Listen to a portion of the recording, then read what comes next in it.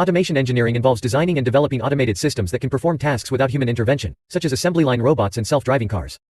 Automation engineers use a variety of technologies to create these systems, including sensors, actuators, programmable logic controllers and computer software.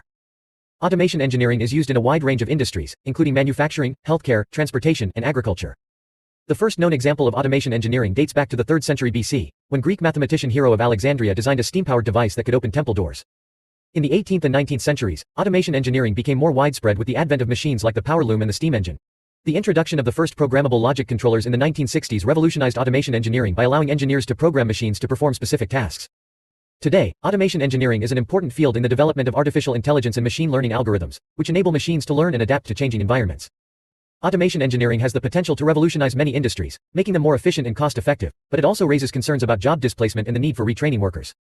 Automation engineering can also help reduce waste and environmental impact by optimizing energy usage and reducing emissions. Some of the most exciting developments in automation engineering today include the use of drones and autonomous vehicles in transportation, the development of wearable technology for healthcare, and the use of robots for space exploration.